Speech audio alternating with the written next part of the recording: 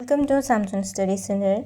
आज हम पढ़ने वाले हैं क्लास 10th की अध्याय 13 यानी पृष्ठीय क्षेत्रफल और आयतन, जिसमें है घन, घनाभ, शंकु, बेलन, गोला, अर्धगोला। ये सब जो है इन सब के बारे में हम लोग इस अध्याय में पढ़ेंगे। घन का जो आयतन होता है वो होता है भुजा क्यूब। तो चलिए चलते हैं आज का पहला सवाल। पहला सवाल है जिसे हम समझेंगे। दिया है दो घनों जिनमें से प्रत्येक का आयतन 64 सेंटीमीटर क्यूब है के संलग्न फलकों को मिलाकर एक ठोस बनाया जाता है। इसे प्राप्त घनाभ का पृष्ठीय क्षेत्रफल ज्ञात कीजिए।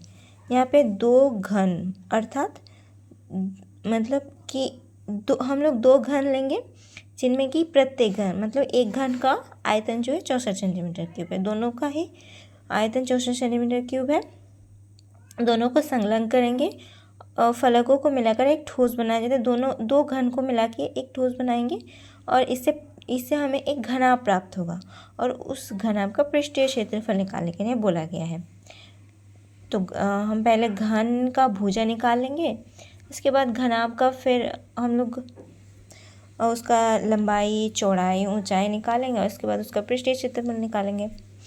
और हमें तो पता ही है घन का आयतन का फॉर्मूला होता है भुजा क्यूब और घनाभ का पृष्ठीय क्षेत्रफल का फॉर्मूला होता है 2 × LB + BH + LH, जहाँ पे L हो गया लंबाई, B हो गया चौड़ाई और H हो गया ऊंचाई।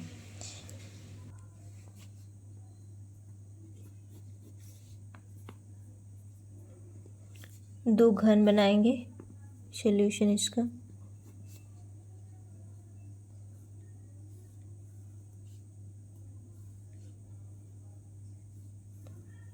इस प्रकार से हम दो घन ले लेंगे। ये हो गया इसका भुजा। भुजा को किससे सूचित करते हैं? ए से। ए दूसरा घन,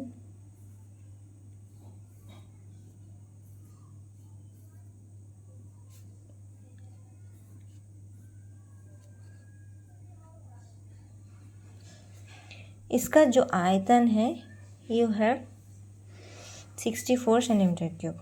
और अब हमें दो घन को संलग्न करके एक मतलब इस प्रकार एक और इसी प्रकार दूसरा,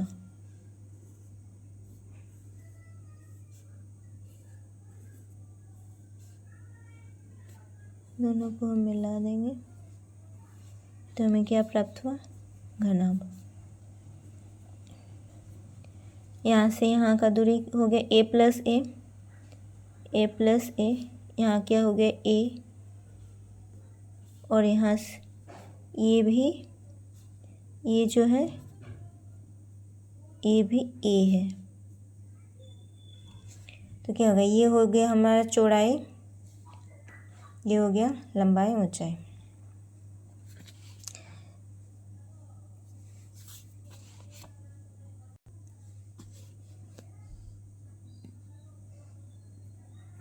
घन का आयतन बराबर कितना है? 64 सेंटीमीटर क्यूब। इसका फॉर्मूला होता है भुजा क्यूब। 64 सेंटीमीटर क्यूब भुजा बराबर, अगर इधर क्यूब है तो इधर अगर इसको लाएंगे तो हो जाएगा √अंडर 64। कितना हो जाएगा? √अंडर 4 का क्यूब हो जाएगा, 4 चौके 16, 16 चौके 64। तो निकलेगा क्या? ये क्यूब का कैंसिल हो जाएगा, बचेगा 4। भुजा कितना निकल गया हमारा? 4। तो ये हो गया, ये 4, ये 4, ये भी 4 हो गया, ये भी 4। इधर में क्या हो जाएगा? a + a, 4 + 4, ये हो गया 4, इधर भी हो गया 4। अब देखिए हमारे पास भुजा निकल गया, तो हम घनाभ का लंबाई चौड़ाई निकालेंगे। अतः घनाभ की लंबाई कितना हो जाएगा? 8 सेंटीमीटर, चौड़ाई 4 सेंटीमीटर, ऊंचाई भी 4 सेंटीमीटर। प्रश्न में हमें क्या बोला गया था, घनाभ का पृष्ठीय क्षेत्रफल निकालें, इसीलिए लिखेंगे प्रश्नानुसार, प्रश्न के अनुसार घनाभ का पृष्ठीय क्षेत्रफल क्या है, 2 into L B plus B H plus L H. मान पुट कर देंगे, 2 इंटू एल का मान 8 into 4 plus 4 into 4 plus 4 into 4, तो हो जाएगा 32 प्लस 16 प्लस 16, क्या हो जाएगा 16 प्लस 32 प्लस 16, 2 इंटू, यहाँ पे एक मिस्टेक, वहाँ पे एल का मान 8 है, यहाँ पे भी 32 हो जाएगा,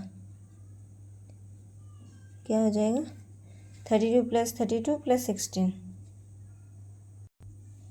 80, 2 इंटू 80 160 सेंटीमीटर स्क्वायर।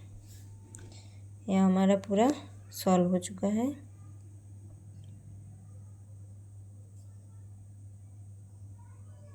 आज का क्लास इतना ही। Thanks for watching. अगर आपको पसंद आया वीडियो तो लाइक शेयर एंड सब्सक्राइब जरूर कर दें और अपने दोस्तों को भी शेयर कर देना। आप इसका स्क्रीनशॉट ले लीजिए। Thank you, bye bye.